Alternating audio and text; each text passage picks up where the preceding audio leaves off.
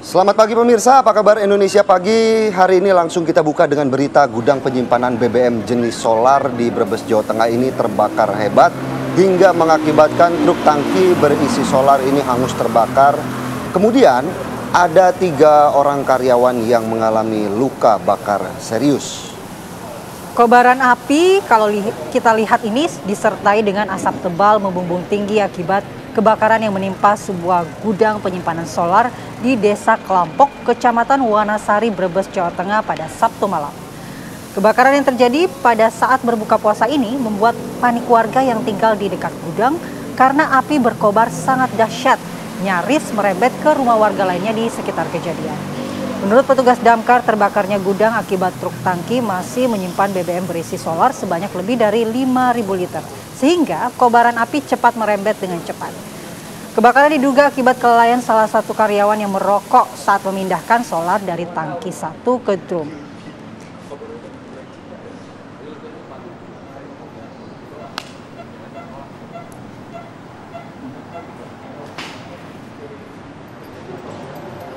Assalamualaikum warahmatullahi wabarakatuh. Selamat pagi. Selamat pagi pemirsa, selamat pagi Andi Kumala. Selamat pagi. Rani. Hari Minggu ini mendung ya. Tadi sempat gerimis juga di TVI.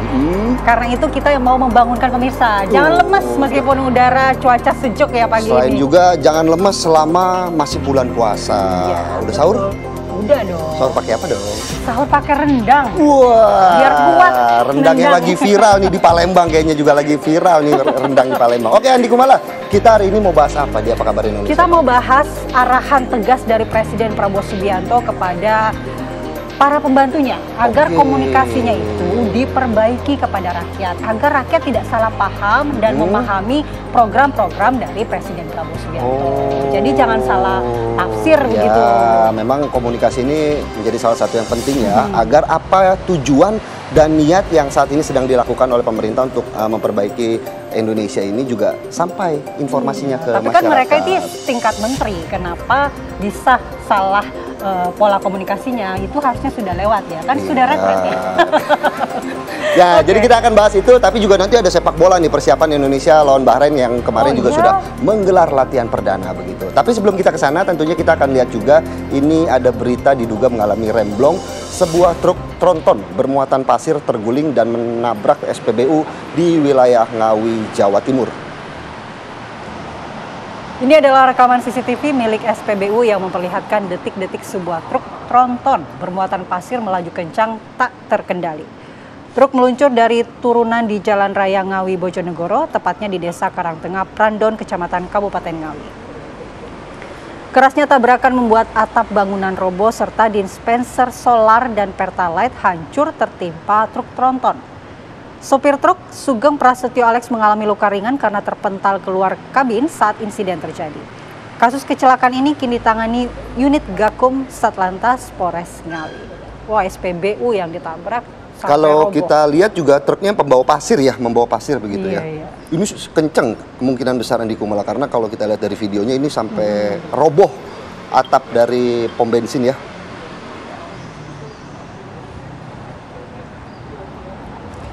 Baik, kita akan ke informasi berikutnya. Pemirsa, sebuah minibus ditabrak kereta api jurusan Merak Rangkas Bitung saat melintas di perlintasan rel tanpa palang pintu di kota Cilegon, Banten. Akibat kejadian tersebut, pengemudi dan penumpangnya meninggal dunia. Menurut informasi, kejadian berawal saat mobil yang ditumpangi oleh pasangan suami istri itu datang dari arah jalan raya menuju ke perkampungan penduduk. Namun diduga tak mendengar bunyi sirine kereta yang melintas, mobil pun tertabrak dan kemudian terseret sejauh 10 meter dari lokasi kejadian. Selain itu, mobil juga sempat terguling sebelum akhirnya berhenti akibat tertahan oleh pohon dan tiang telepon. Kedua jasad korban kemudian dievakuasi petugas ke Rumah Sakit Umum Daerah Kota Cilegon sebelum diserahkan kepada keluarganya untuk dimakamkan. Kecelakaan yang melibatkan kereta api, penumpang, dan kendaraan roda 4 ditangani oleh Satlantas Polres Cilegon.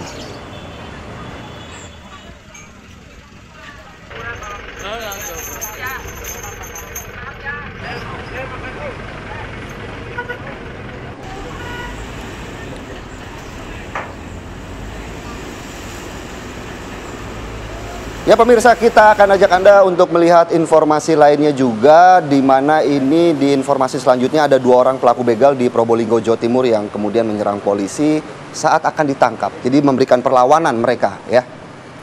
Kedua pelaku begal berusaha melawan saat hendak ditangkap polisi. Bahkan kedua pelaku ini sempat dihakimi massa. Pelaku terbilang nekat karena mengincar korban di lokasi yang ramai. Pelaku mengancam korban dengan 2 buah celurit. Ini benar-benar nekat ya. Betul. Karena di tempat yang ramai kemudian pakai senjata tajam melakukan tindak kejahatan. Ya, pastinya biasanya kan kalau tindak kejahatan dilakukan di tempat yang sepi. Yang penting ada kesempatan. Di tempat ramai juga kalau ada kesempatan bisa. Tapi beruntung ya, artinya polisi juga bergerak cepat untuk mengamankan pelaku sehingga tidak terjadi aksi main hakim sendiri oleh warga yang tentunya geram dengan perilaku kedua pelaku ini gitu. Walaupun pasti masyarakat gemes juga begitu ya sama mereka ya. Ya pemirsa, meski sudah membuat permintaan maaf dan klarifikasi, oknum ormas yang ngamuk di kantor Dinkes Kesehatan Kabupaten Bekasi, Jawa Barat akhirnya ditetapkan sebagai tersangka dan dijebloskan ke penjara. Ini yang video yang lagi viral kemarin ya, Andi Gumala ya. Bagaimana jelang Lebaran ini oknum ormas ramai-ramai minta THR. Seolah si paling kerja, mereka mengamuk saat THR tak diberikan. Seperti yang terjadi di kantor Dinas Kesehatan Kabupaten Bekasi, Jawa Barat. Video aksi premanisme mereka pun kemudian viral dan membawa mereka ke jeruji besi alias di penjara. Sebanyak 5 pelaku ini berhasil dibekuk oleh polisi. Wah, bisa dilihat ya dalam video bagaimana aksi pelemparan tong sampah tadi ya. Ini udah pada nunduk ya, nggak berani melet-melet lagi ya sama polisi. Melet-melet takutnya dikira ngejek ya. Oke, meski oknum ormas sudah membuat permintaan maaf dan klarifikasi, proses hukum tentunya tetap dilanjutkan untuk memberikan efek jerah. Pelaku juga terancam 1 tahun hukuman penjara dan kelima tersangka ini telah mendekam ya di sel Mapores Metro Bekasi. Masih banyak berita hangat, Andi Kumala dan juga pemirsa. Seorang perempuan asal Banyumas, Jawa Tengah ini dianiaya oleh majikannya di Jakarta Timur. Setelah bekerja beberapa bulan, korban pulang ke kampung halaman dengan tubuh yang penuh dengan luka, bahkan tanpa membawa uang sepeser pun. Sarinah, warga desa Tenggeran, Somagede, Banyumas pulang ke kampung halamannya dengan kondisi penuh luka di sekujur tubuh. Ini kalau bisa Anda perhatikan di video pemirsa. Menurut keluarga, Sarinah pergi ke Jakarta bekerja sebagai asisten rumah tangga pada November lalu. Ia mendapatkan pekerjaan di rumah majikannya berinisial Y di Pulau Gadung, Jakarta Timur. Awalnya semua baik-baik saja, sampai seminggu Sarinah bekerja, keluarga tiba-tiba tidak dapat menghubungi gadis malang itu. Keluarga menduga ponsel Sarinah dirampas majikannya. Ye kemudian mengajukan syarat jika Sarinah dipulangkan keluarga dan diminta membayar uang pengganti 5 juta rupiah. Namun ternyata Sarinah sudah dipulangkan dengan hanya dibelikan tiket bus jurusan Purwokerto tanpa dibekali uang sepeser pun. Kasus dugaan penganiayaan ini, yakni majikan terhadap ART-nya sudah dilaporkan ke polisi, sedangkan Sarinah sendiri masih dirawat di RSUD Banyumas.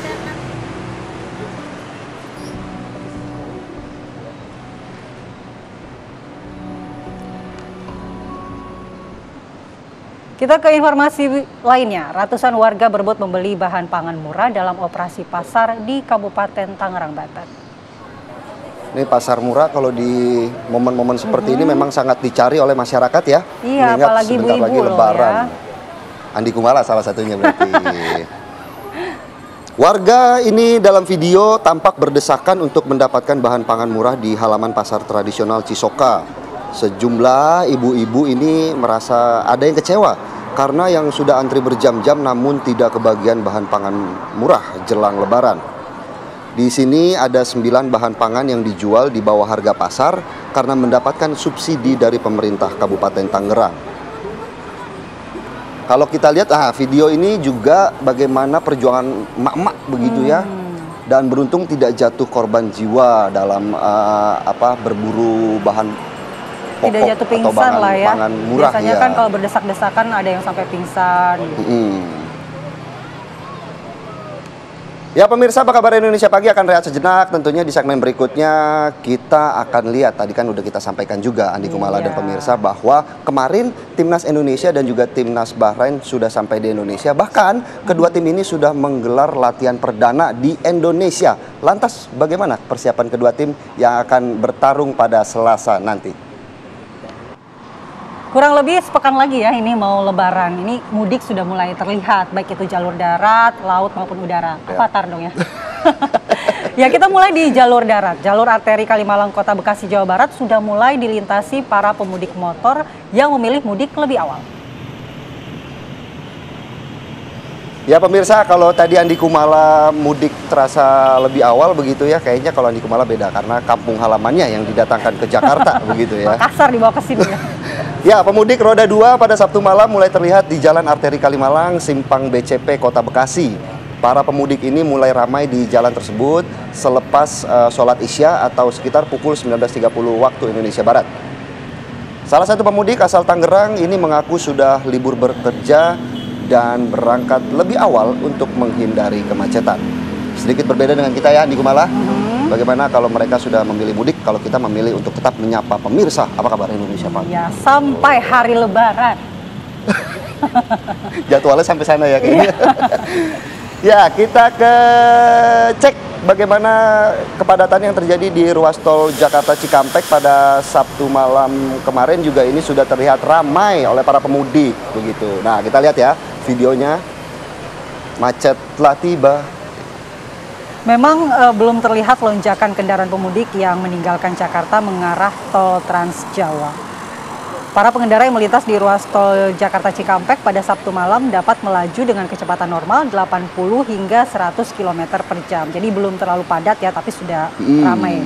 Di setiap gardu transaksi yang dibuka di gerbang tol Cikampek Utama, para pengendara dapat melakukan transaksi langsung dan hanya ada antrian 5-10 kendaraan. Diprediksi arus lalu lintas di ruas tol Jakarta Cikampek akan terus mengalami peningkatan hingga mendekati Hari Raya Idul Fitri.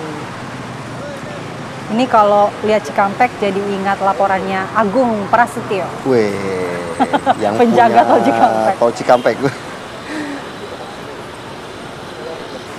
Dan yang kalau kejadian tahun lalu ya, yang kecelakaan juga di Cikampek kan. Nah ini Di harus Raya berhati-hati untuk jalur tol Cikampek. Untuk terus berhati-hati ya, untuk bagi para pemudik yang sudah mungkin sudah berjalan ke kampung halamannya gitu. Kita cek wilayah lainnya, ini H-9 Idul Fitri, arus lalu lintas di ruas tol Jakarta Cikampek tentunya juga masih terpantau ramai lancar. Ya, ini tadi ya kita informasikan bahwa para pengendara yang melintas di ruas tol Jakarta Cikampek pada Sabtu malam dapat melaju dengan kecepatan normal 80 hingga 100 km per jam. Diprediksi arus lalu lintas di ruas tol Jakarta Cikampek akan terus mengalami peningkatan juga hingga mendekati Hari Raya Idul Fitri. Dan di setiap gardu transaksi yang dibuka di gerbang tol Cikampek Utama ini, para pengendara dapat melakukan transaksi langsung dan hanya ada antrian 5-10 kendaraan saja begitu. Masih ramai lancar ya. Ya, ini juga kalau orang yang mudik saat ini memang menghindari kemacetan. Biasanya kan kalau mudik lebih awal masih belum terlalu padat. Cuma kan PR-nya kan kalau mudik lebih awal, izin lebih awalnya bisa nggak? Itu dia. Baik, kita ke jalur udara. Udara gitu ya. Arus ini penumpang gimana? di Bandara Soekarno-Hatta, Tangerang, Banten terpantau terus mengalami peningkatan meski hari Lebaran masih lebih dari sepekan. Ya, pantauan sejak Sabtu pagi kemarin ini suasana bandara terus dipadati oleh penumpang dan kondisi ini terlihat pada antrian mengular di counter check-in. Tercatat ada 131.242 orang yang berangkat dan tiba melalui Bandara Soekarno-Hatta. Peningkatan jumlah penumpang pesawat dengan rute favorit domestik didominasi tujuan Surabaya dan juga Medan, kemudian ada tujuan favorit Andi Kumala yaitu Makassar, kemudian ada Bali.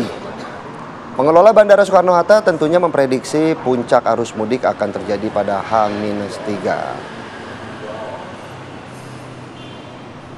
Ya, ini udah jalur darat tadi, kemudian jalur udara, apalagi yang belum? Daratnya kan tadi mobil, kendaraan roda 2 dan roda 4. Sekarang yang rodanya banyak. Begitu ya, ada bukan ya.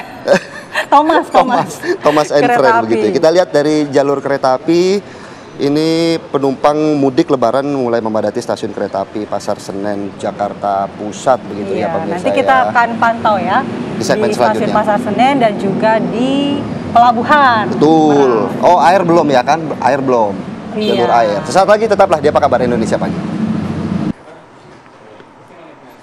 Kembali di Apa Kabar Indonesia Pagi, pemirsa, penumpang mudik lebaran juga mulai memadati stasiun kereta api Pasar Senen Jakarta Pusat. Sudah mulai padat pemirsa, kepadatan penumpang kereta api jarak jauh di stasiun Pasar Senen terjadi sejak sore kemarin. Sekitar 38.000 tiket kereta api telah terjual untuk keberangkatan Sabtu 22 Maret. Kepadatan penumpang terjadi setelah anak-anak sudah libur sekolah. PT KAI Daob 1 Jakarta mengoperasikan 83 perjalanan kereta api. Tujuan penumpang terbanyak yang berangkat dari Pasar Senen adalah Yogyakarta dan Solo.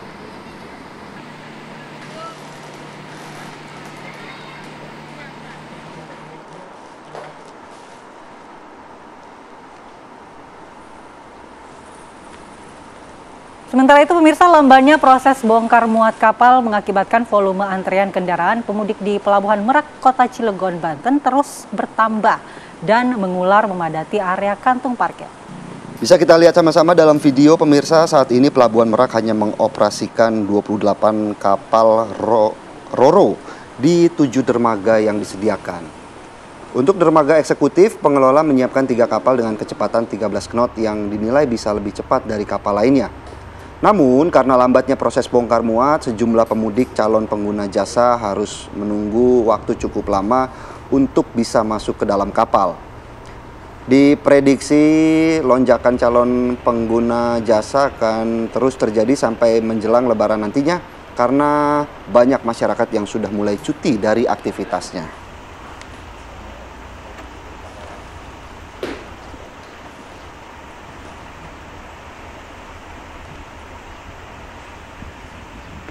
Ya pemirsa, tadi kita sudah lihat bagaimana kondisi terkini di stasiun Pasar Senen dan juga di Pelabuhan Merak gitu ya. Kita juga akan pantau secara langsung. Sudah ada rekan kami Iman Fajar di stasiun Pasar Senen dan juga ada Siti Marufah di Pelabuhan Merak, Banten. Kita ke Iman Fajar terlebih dahulu. Iman, bagaimana kondisi di sana saat ini? Apakah kemudian penumpang juga sudah mulai bertambah begitu ya dari hari-hari sebelumnya? Ya, selamat pagi Philip Mala dan juga pemirsa. Memasuki hari ketiga masa angkutan Lebaran 2025, situasi di stasiun Pasar Senen ini sudah mulai dipadati oleh para pemudik sejak pagi hari ini. Dan saya akan mengajak Anda pemirsa untuk berbincang-bincang dengan salah satu pemudik yang akan melaksanakan perjalanannya pada pagi hari ini. Selamat pagi Bapak. Pagi. Dengan Bapak Iwan. Oke, Pak Iwan, ini tujuannya kemana Pak? Saya ke Bojonegoro. Pak Iwan ini ke Bojonegoro berarti sama keluarga ya Pak ya? Ya, bersama keluarga di belakang keluarga ini. Ya. Berarti ini untuk anak-anak sendiri sudah mulai libur sekolah atau seperti apa Pak? Udah mulai bersekolah. Kebetulan kantor juga udah mulai libur ya. Berarti karena anak sudah mulai sekolah dan kantor juga libur, ini akhirnya Pak Iwan memutuskan untuk melakukan mudik pada hari ini gitu ya Pak? Betul ya, untuk antisipasi hari di sana kan masih lama liburnya gitu, nanti biar banyak waktu di sana, di kampung halaman gitu. Kira-kira akan berapa lama Pak di Bojonegoro? Saya kurang lebih seminggu, 1 minggu ya. Sampai Lebaran? Ya, sampai habis Lebaran. Iya, betul. Pak, saya mau tanya nih soal tiket kemarin itu Bapak belinya kapan dan susah nggak sih Pak dapat tiketnya? Saya agak susah sih, harus ini bangun malam untuk ngantri karena lewat online belinya. Ya, ya. Belinya sudah seminggu sebelum hari H ini, sebelum keberangkatan ini ya. Betul. Mungkin terakhir nih Pak, ada pesan-pesan mungkin untuk keluarga yang di Bojonegoro yang mungkin nonton TV One Pak? Ya, untuk yang di Bojonegoro selamat menantikan kedatangan kami. Yang kemungkinan nanti malam insya Allah kalau lancar sudah sampai ya. Pak Iwan, terima kasih banyak atas waktunya dan semoga selamat sampai tujuan ya Pak ya. Salam untuk keluarga di Bojonegoro. Siap, makasih Pak. Itu dia pemirsa bincang-bincang kami dengan salah satu pemudik yang memang akan melaksanakan perjalanannya pada pagi hari ini. Dan memang untuk dari stasiun Pasar Senen ini ada beberapa tujuan menjadi favorit pemirsa, di mana tujuan favoritnya adalah Semarang, Surabaya, dan juga Yogyakarta. Dan kalau misalnya Yogyakarta ini berarti stasiunnya stasiun Lempuyangan ya pemirsa. Dan untuk di stasiun Senen sendiri pemirsa, jumlah kereta apinya rata-rata adalah 38 kereta api jarak jauh yang diberangkatkan tiap harinya. Dan juga untuk puncak arus mudik sendiri ini diprediksi akan terjadi pada tanggal 28 Maret hingga 2 April 2025 atau beberapa hari setelah Lebaran. Sementara itu laporan kami dari stasiun Pasar Senen. Baik, terima kasih Man Fajar atas laporannya. Andi Kumala titip nih beliin tiket ke Makassar. Nggak ada dong ya tiket ke Makassar, harus naik pesawat atau nyeberang ke pulau. Baik, terima kasih Iman. Kita beralih untuk melihat bagaimana kepadatan di Pelabuhan Merak, Banten. Sudah ada Siti Marufa di sana. Siti, bagaimana kepadatan hari ini di lokasi Anda? Ya Andi dan juga pemirsa, pagi hari ini juga memang dari sejak kemarin atau juga Jumat sore sudah mulai terjadi kepadatan yang ada di Pelabuhan Merak ini.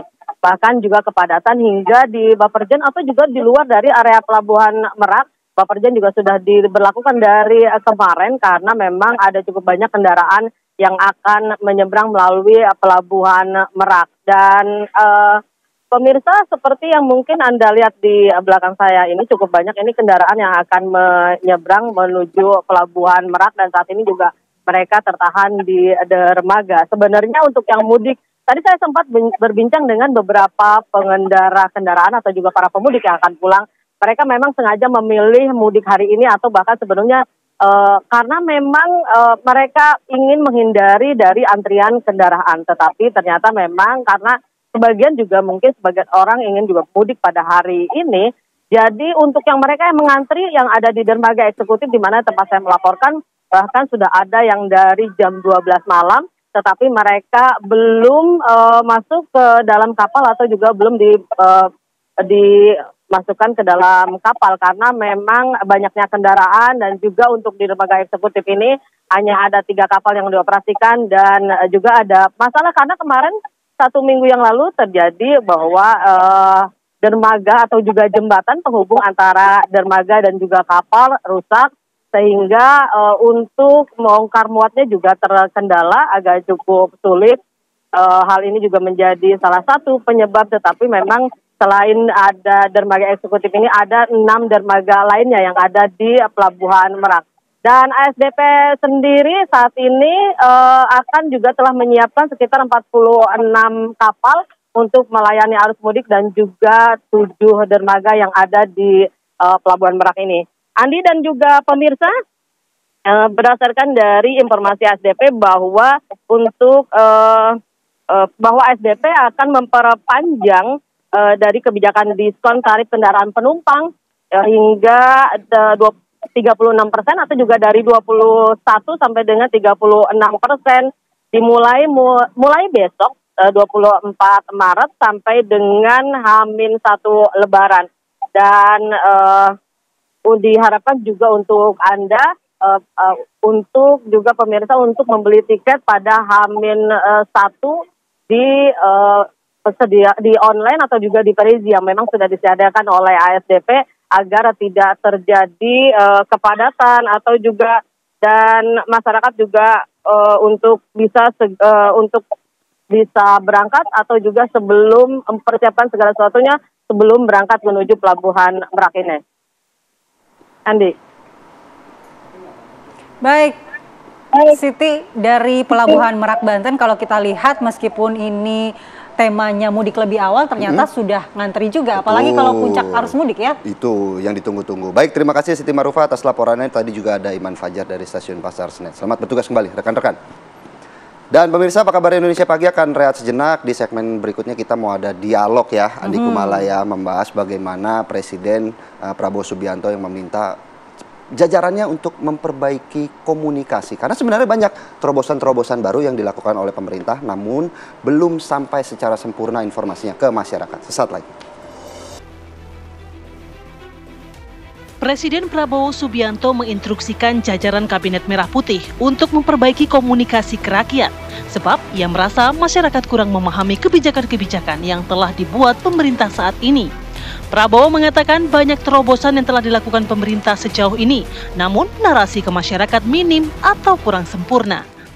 Banyak sekali yang sudah kita laksanakan semenjak sidang kabinet yang lalu. Mungkin karena banyaknya inisiatif kita, banyaknya terobosan kita, banyaknya kebijakan kita, mungkin narasi ke rakyat mungkin kurang sempurna, kurang intensif. Ya, ini saya kira perlu kita perbaiki komunikasi kita kepada rakyat.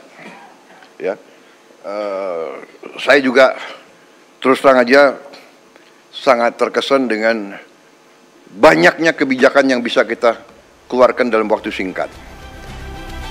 Prabowo mengaku bangga dengan terobosan yang ia buat bersama jajaran menterinya.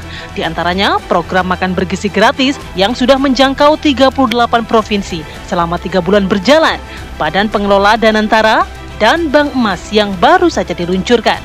Tim TV One mengabarkan.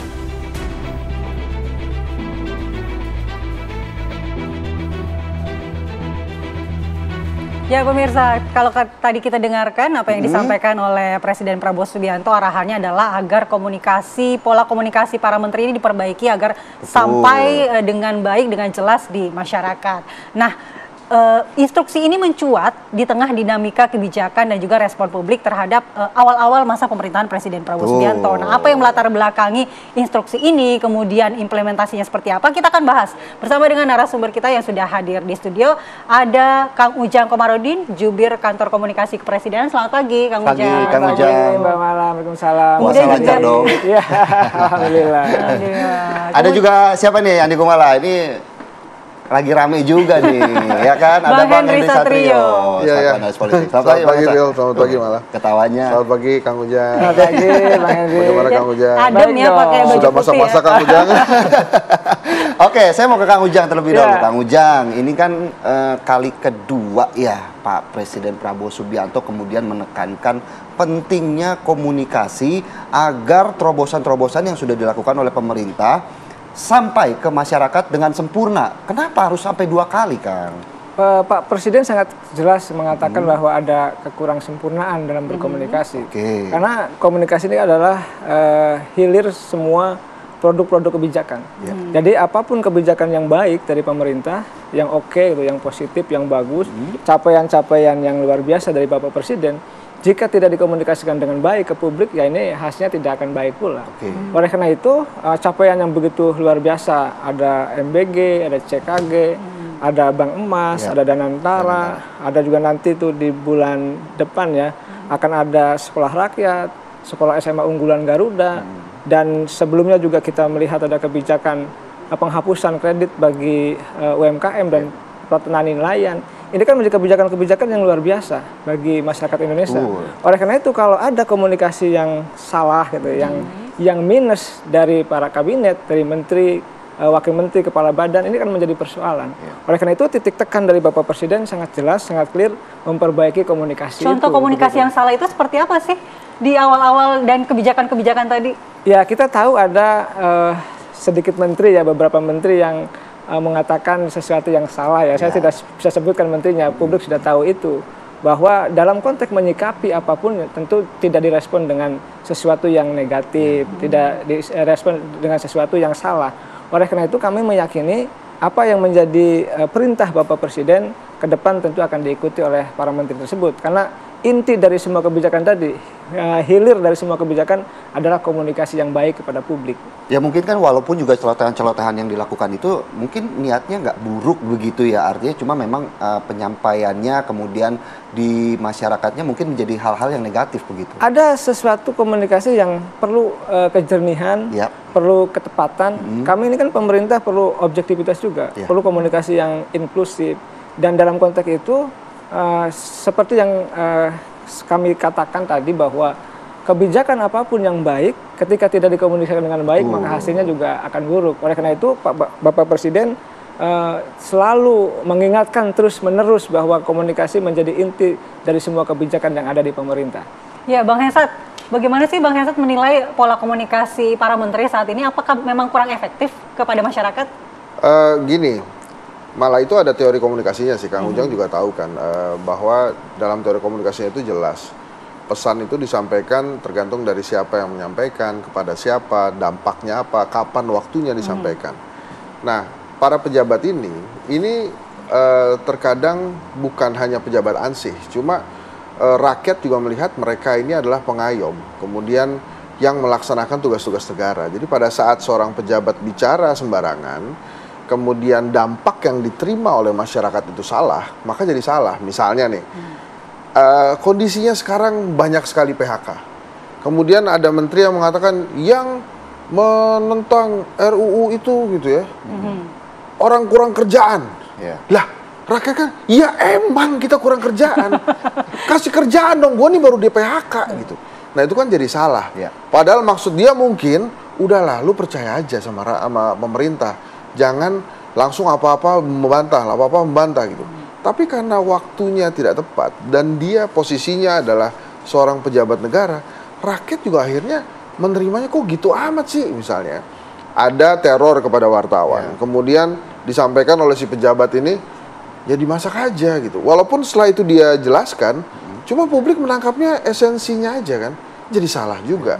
Jadi memang apa yang disampaikan Pak Prabowo ini tepat, dalam artian mungkin dia juga mendapatkan banyak sekali masukan tentang komunikasi itu. Sebelumnya kan ada satu hal yang besar, Danantara, ya. Berkali-kali di TV ini juga saya menyatakan bahwa Danantara ini problem terbesarnya adalah trust. Orang kalau invest itu kan bukan cari untung, tapi yang pertama adalah trustnya dulu. Begitu Danantara di launching, itu responnya nggak terlalu bagus di pasar. Nah, kenapa seperti ini dalam komunikasi, apalagi launching? Itu kan ada tahapan-tahapannya, ada teaser dulu, kayak promo dulu, kayak memberikan pesan dulu ke rakyat, ke pasar.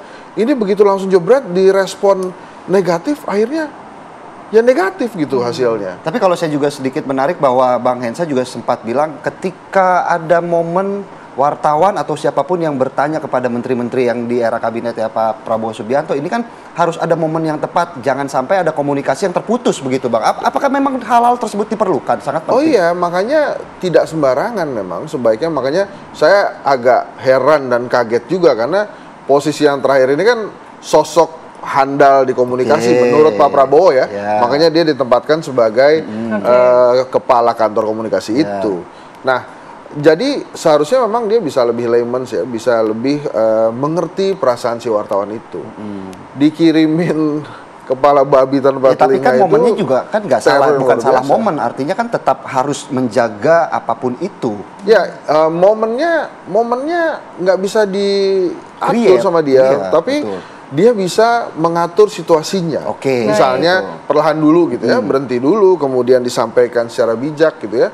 Kalaupun dia belum mendengar, disampaikan aja saya belum mendengar dan lain-lain. Jadi menurut saya yakin sekali Pak Prabowo mendapat banyak sekali masukan dari orang-orang terdekatnya tentang bagaimana seharusnya kita mengkomunikasikan hal-hal positif kepada rakyat. Kan tadi Kang Ujang sudah menyampaikan banyak hal-hal yang bisa sudah banyak hal-hal yang dikerjakan dengan baik sekali oleh pemerintahan, tapi kalau komunikasinya salah, jadi tangkapannya juga salah. Misalnya satu lagi, makan bergizi gratis bagus kan? Bagus. Tapi koordinator makan bergizi gratis itu bilang, wah itu pantas saja timnas kita kalah karena gizinya kalah, gitu ya, atau gizinya kurang bagus dengan pemain-pemain Indonesia yang memang bermainnya di luar negeri. Gitu. Nah itu kan tangkapannya jadi salah, walaupun sebetulnya itu memberikan masukan bahwa ini loh pemerintah punya program bagus namanya makan bergizi gratis dan bisa mensupport gizi masyarakat Indonesia. Tapi karena dia salah mengungkapkan, akhirnya Kang Ujang lagi turun tangan. Kang Ujang gimana Kang Ujang? Ya kami percaya ya Pak Presiden ketika sidang Kabinet Paripurna yang lalu itu sudah menekankan komunikasi yang disempurnakan ya, yang lebih intensif lagi. Oleh karena itu, dan kami percaya pula kabinet ini akan melakukan evaluasi dalam konteks komunikasi. Bahkan kami tiap hari itu mengumpulkan kementerian, mengumpulkan juru bicara kementerian, humas-humas kementerian untuk membahas komunikasi strategis ke publik.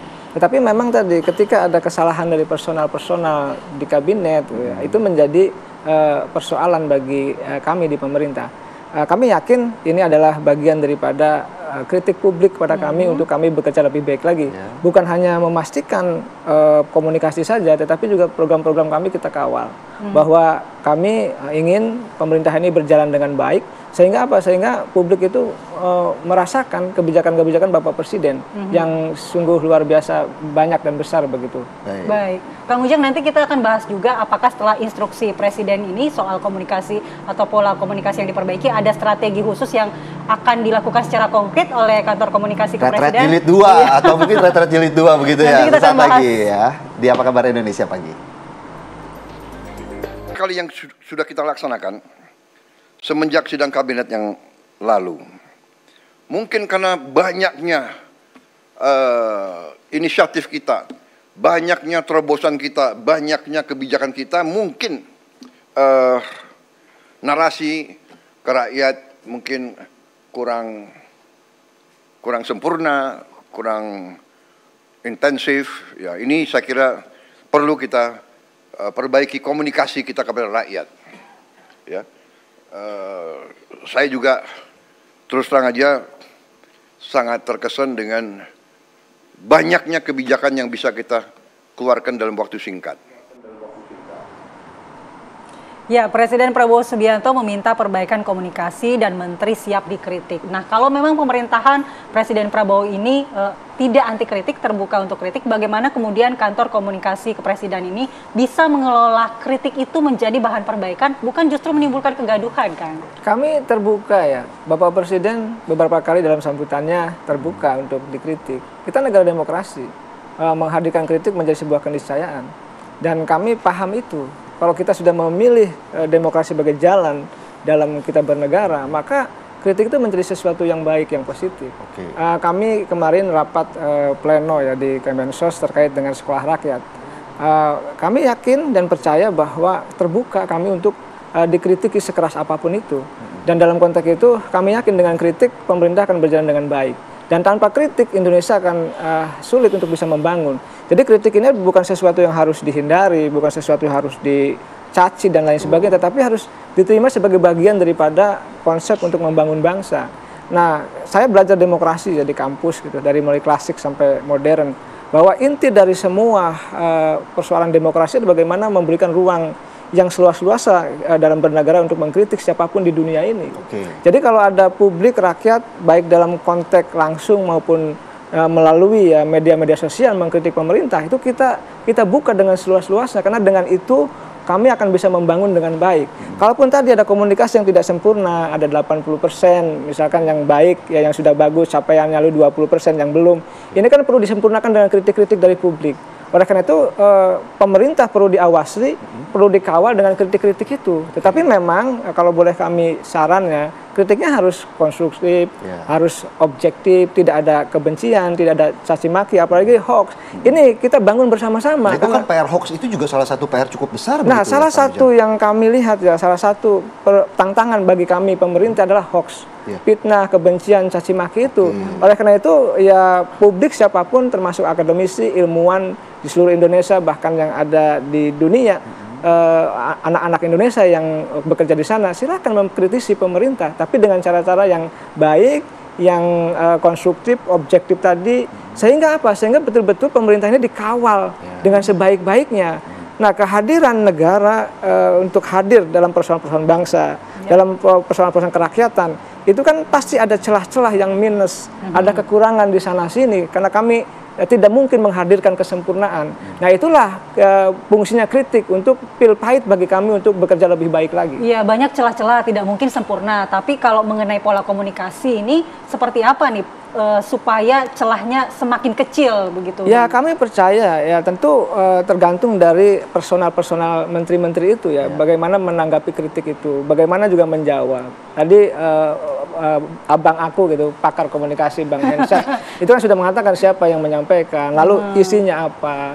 lalu audiennya juga siapa, waktunya yang tepat seperti apa ini kan menjadi penting dalam konteks untuk membangun strategi komunikasi yang tepat bagi publik. Oleh karena itu ini adalah momentum perbaikan bagi kami untuk memastikan apa yang menjadi capaian dari Bapak Presiden yang sudah banyak itu betul-betul sampai atau betul-betul komunikasinya itu sampai kepada seluruh rakyat Indonesia. Jangan sampai, kita ini sangat luas ya. Oleh karena itu perlu komunikasi yang sederhana, komunikasi yang jernih, yang mengalir. Ini yang insya Allah akan kami hadirkan ke depan begitu. Mohon doa restunya. Amin begitu. Nah, kalau Bang Hesa sendiri mendengar penjelasan dari Kang Ujang sendiri, celah-celahnya seperti ada di mana sih kalau di pemerintahan sekarang untuk memperbaiki itu? Ya akhirnya celahnya kan ada di individu masing-masing gitu ya. Ini jejak digitalnya masih ada. Saya berbincang dengan banyak sekali saudara-saudara kita yang berjuang cari nafkah di jalanan. Ada salah satu perbincangan begini, kalau ketemu pejabat mau ngomong apa? Responnya begini nih, bapak-bapak penjual sayur keliling, kasur keliling ini. Nggak usah lah ngomong sama pejabat, kita nggak akan dengerin. Mendingan ngomong sama artis aja Pak, langsung to the point itu dia. Langsung ada reaksinya, kalau pejabat mah nggak mungkin dengerin. Artis yang menjadi pejabat atau pejabat? Mendingan ngomong sama artis daripada ngomong sama pejabat. Jadi dua hal. Karena menurut dia, ngomong sama artis itu bisa langsung konkret. Sementara ngomong sama pejabat nggak akan didengerin.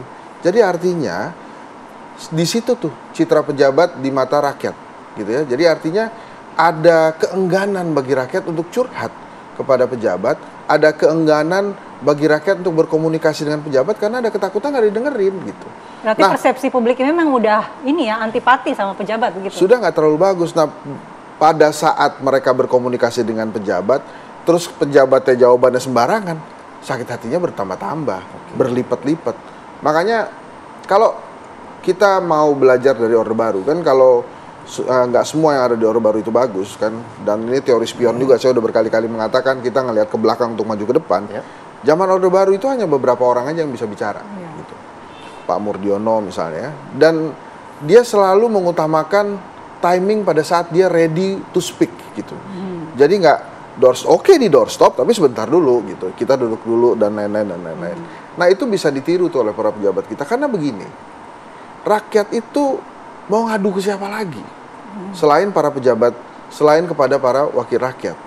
Yang diharapkan kan sebetulnya mengayomi singkat aja. Misalnya ya, saya akan berkomunikasi tuh dengan polisi tentang kasus pengiriman kepala babi itu. Itu akan lebih menyejukkan daripada bercanda yang banyak banget rakyat nggak tahu konteksnya apa gitu. Jadi menurut saya jangan lagi ditambah beban rakyat dengan harus mendengarkan pesan-pesan yang tidak tepat dari para pejabat gitu. Kalau dari hasil survei Kedai Kopi, ditanya apakah masyarakat Indonesia optimis dengan pemerintahan Pak Prabowo? Jawabannya optimis. Tapi kalau kita tanya lagi, kenapa optimis? Ya kita nggak punya pilihan lain selain memang kita percaya kepada Pak Prabowo. Makanya kalau Pak Prabowo serius-serius gitu sih kita seneng. Nah satu lagi ya, jangan disamain nih komunikasi presiden sama pejabat-pejabat di bawah presiden. Kenapa? Kalau presiden bicara apa aja tuh oke aja kelihatannya. Karena kita bisa nganggap ini orang lagi bercanda nih. Gitu ya. Ya endas punya Pak Prabowo waktu disampaikan juga yang ketawa banyak. Rakyat juga sambil bercanda ya dikit-dikit endas. Berarti pembantunya nggak boleh ikut presiden? Beda levelnya gitu. Pak Jokowi juga kan sering-sering juga bercanda. SBY juga sering-sering juga bercanda. Kadang-kadang garing cuma kita ketawa juga. Kenapa? Ya karena memang levelnya ada di sana. Jadi kembali ke teori komunikasi di awal yang tadi saya sampaikan. Dan menurut saya sih teman-teman di pemerintahan sudah paham itu. Jadi agak berhati-hati aja. Tapi yang paling penting ada lagi nih satu teori komunikasi yang bisa dipakai itu memang sederhana. Coba deh kita pakai sepatu orang lain sebelum kita bicara gitu. Jadi artinya supaya kita bisa memahami, bisa empati kondisi saat itu. Jadi kalau misalnya rakyat baru di PHK, kemudian ada menteri bilang emang kurang kerjaan. Ya emang kita kurang kerjaan. Kita baru di PHK, lo kasih kita kerjaan dong. Jangan malah kita dicela-cela. Kayak gitu-gitu loh. Padahal kan ya maksudnya itu kan omongan kurang kerjaan itu biasa. Lo kurang kerjaan lo gitu. Tapi kalau kita tidak menerima, kita tidak memiliki empati, itu jadi salah. Anggap aja misalnya ada temannya Mas Philip, Mbak Mala baru kena SP3. Lo gimana sih lo kurang kerjaan? Yang ada paling dia kan marah. Dia lagi deg-degan nih. Waduh gawat nih gue harus memperbaiki, saya harus memperbaiki. Saya harus bisa membuat bos saya senang lagi, puas lagi. Nah, ini kan pejabat, jangan salah. Bosnya memang presiden, tapi harus mengabdi kepada rakyat gitu. Ya, berarti kan yang menjadi tolak ukur sekarang adalah ketika etika dan empati di atas dari segalanya begitu ya? Sebetulnya garis bawahnya rasa. Iya, betul. Kita ini orang Indonesia itu punya rasa. Ya. Baik, baik. Lo kalau punya rasa, nggak akan sembarangan pasti. Baik, terima kasih Bang Hensa. Terima kasih juga Kang Ujang. Terima kasih Kang Ujang atas Selamat waktunya. malam, Mas Tapi kita Didi. juga masih akan memberikan beberapa kabar pilihan menarik nih untuk pemirsa. Atau mungkin Bang Hensa mau bacain? Oh, boleh. Jangan dong. Jelang arus mudik Jangan, lebaran. sudah saya itu Bang Hensa. Ya pemirsa, ini jelang arus mudik lebaran tahun 2025 Pasar Tumpah Tegal Gubuk di jalur Pantura Arjawinangun, Kabupaten Cirebon, Jawa Barat diprediksi menjadi salah satu titik penyebab kemacetan di jalur arteri. Belum memasuki masa mudik lebaran, kemacetan panjang sudah terjadi di jalur arteri Pasar Tegal Gubuk, Kabupaten Cirebon, Jawa Barat. Banyaknya lapak pedagang yang berjajar berjualan hingga ke badan jalan serta masih banyaknya becak yang mangkal di bahu jalan. Aktivitas hilir mudik masyarakat menyeberang jalan ini juga membuat pengendara akan mengurangi kecepatannya. Mengantisipasi kemacetan di saat mudik lebaran, aktivitas pedagang di Pasar Tegal Gubuk mulai H-7 lebaran nanti ditutup.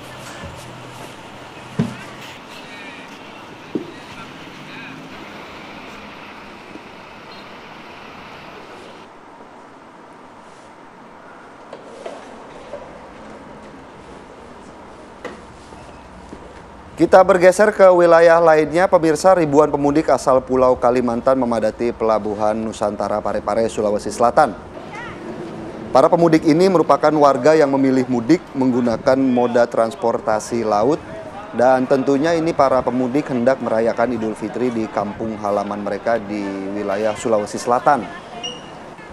Kita bisa lihat ya pemirsa dan juga Andi Kumala, bagaimana kepadatan di Pelabuhan Nusantara ini berlangsung sejak pagi hingga menjelang sore hari. Ya, kalau Pelabuhan Parepare ini memang selalu ramai seperti ini. Setidaknya ada kurang lebih 4.000 pemudik yang tiba menggunakan 2 kapal swasta dan 1 kapal milik PT Pelni. Para penumpang sangat antusias untuk mudik dengan semangatnya begitu karena bertepatan sudah dengan libur sekolah sehingga pemudik leluasa mengajak anak-anak mereka untuk mudik atau pulang kampung. Posko terpadu telah didirikan juga untuk membantu para pemudik. Kepadatan di Pelabuhan Parepare akan terus terjadi dan puncak arus mudik diprediksi pada H-2 mendatang.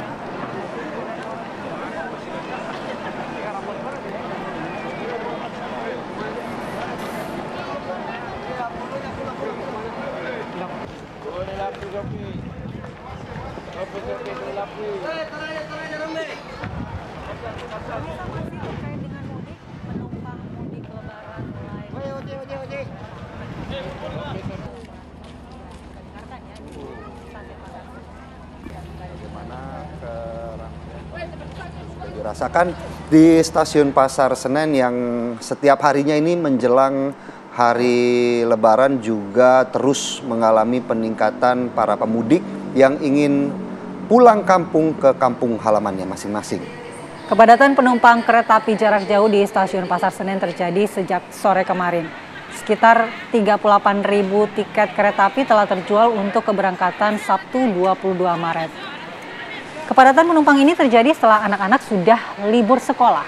PT KAI Daob 1 Jakarta mengoperasikan 83 perjalanan kereta api dan tujuan penumpang terbanyak yang berangkat dari Pasar Senen adalah Yogyakarta dan Solo. Yogyakarta memang menjadi salah satu tujuan paling favorit ya tiap tahunnya ya Andi Kumala ya. Ada yang istimewa di Yogyakarta ya. Kirain ada gudeg, bukan ya? Ada Danita mungkin.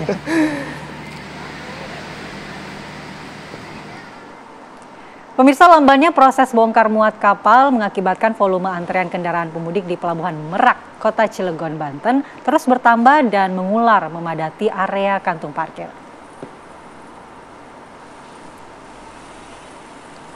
Ya pemirsa, saat ini Pelabuhan Merak hanya bisa mengoperasikan 28 kapal Ro-Ro di 7 dermaga yang telah disediakan. Untuk dermaga eksekutif, pengelola menyiapkan 3 kapal dengan kecepatan 13 knot yang dinilai bisa lebih cepat dari kapal lain. Karena lambatnya proses bongkar muat, sejumlah pemudik calon pengguna jasa harus menunggu cukup lama untuk bisa masuk ke dalam kapal. Diprediksi lonjakan calon pengguna jasa akan terus terjadi sampai menjelang Lebaran nanti.